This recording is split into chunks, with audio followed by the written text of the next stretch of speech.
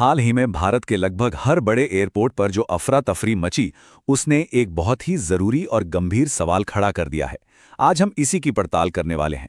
क्या देश की लगभग 2/3 हवाई यात्रा का जिम्मा सिर्फ एक कंपनी यानी इंडिगो के हाथों में छोड़ देना वाकई में सुरक्षित है? चलिए इस पूरे मामले की तह तक चलते हैं। तो चलिए सबसे पहले ये देखते हैं कि जमीन पर हुआ क्या था। मतलब ये समझना जरूरी है कि इस संकट का आम लोगों की जिंदगी पर कितना गहरा असर पड़ा। जरा सोचिए, दिसंबर की शुरुआत में 2100 से ज्यादा फ्लाइट्स कैंसिल हो गईं, और वो भी पीक ट्रैवल सीजन में, जब छुट्टियां होती हैं, शादियां होती हैं, लोग जरूरी काम से सफर करते हैं। मतलब लाखों लोगों के प्लान्स, उनकी उम्मीदें, सब पर पानी फेर गया। ये सिर्फ एक नंबर नहीं है, ये लाखों लोगों की परेशानी की एक जीती जागती कहानी है। और ये कोई मामूली असुविधा नहीं थी, इसके नतीजे बहुत गंभीर थे, पर्सनल भी और फाइनेंशियल भी। लोग एयरपोर्ट्स पर फंसे हुए थे और किराए 4 से 5 गुना तक बढ़ गए। आप अंदाजा लगाइए, दिल्ली चेन्नई का किराया 1 लाख रुपए तक पहुंच गया था।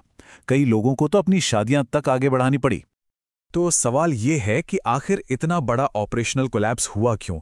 इसके पीछे की असली वजह क्या थी?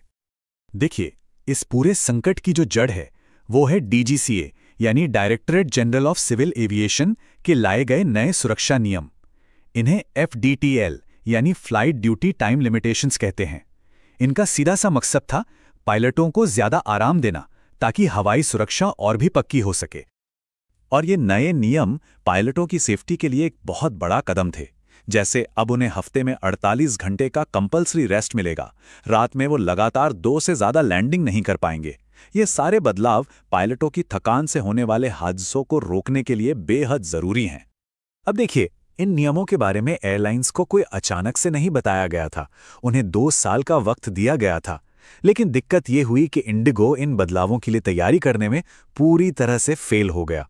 उनका जो लीन स्टाफिंग मॉडल है, मतलब कम से कम स्टाफ में काम चलाना और उस पर से हायरिंग फ्रीज, इसके चलते उनके पास इन नए नियमों के लिए कोई एक्स्ट्रा पायलट, कोई बफर था ही नहीं।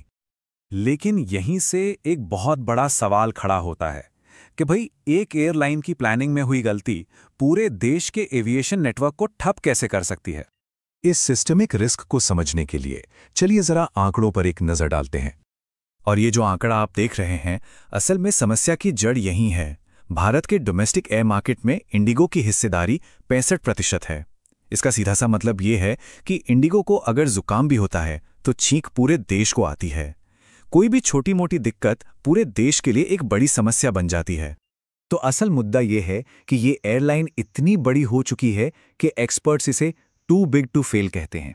मतलब इतनी विशाल कि इसका फेल होना देश बर्दाश्त ही नहीं कर सकता। और यही स्थिति, यही मजबूरी भारत के पूरे एविएशन इंफ्रास्ट्रक्चर की सबसे बड़ी कमजोरी बन गई है। और हाँ, ये कहानी सिर्फ इंडिगो या एविएशन सेक्टर तक ही नहीं रुकती। चलिए देखते हैं कि कैसे ये पैटर्न भारतीय अर्थव्यवस्था के दूसरे जरूरी सेक्टर्स में भी साफ साफ दिखाई देता है। जैसा कि कई आर्थिक विश्लेषकों और आलोचकों का मानना है, इंडिगो का ये संकट उस मोनोपोली मॉडल की तरफ इशारा करता है, जहां बाजार पर जब एक ही कंपनी का दबदबा हो जाता है तो अक्सर कंज्यूमर यानी उपभोक्ता के हितों को ताक पर रख दिया जाता है।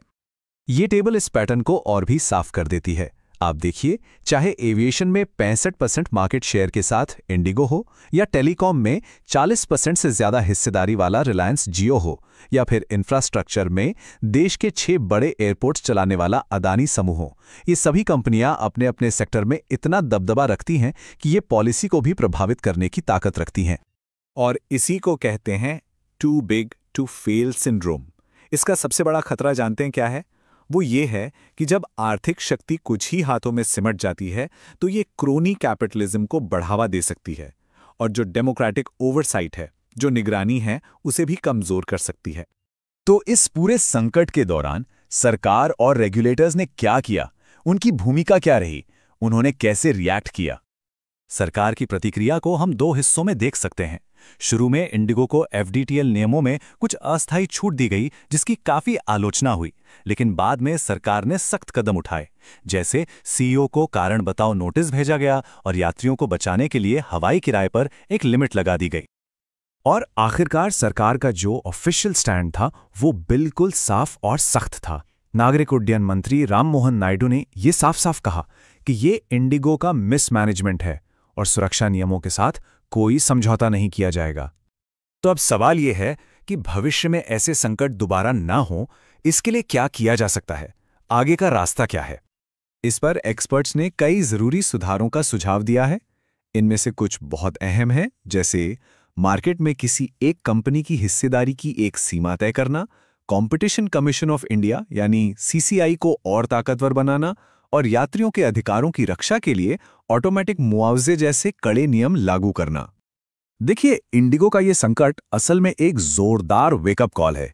ये हमें एक बहुत ही बुनियादी सवाल पर सोचने के लिए मजबूर करता है।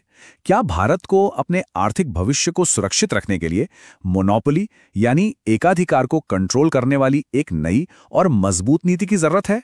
ये एक ऐसा सवाल है जिसका जवाब देश को जल्द ही खोजना होगा।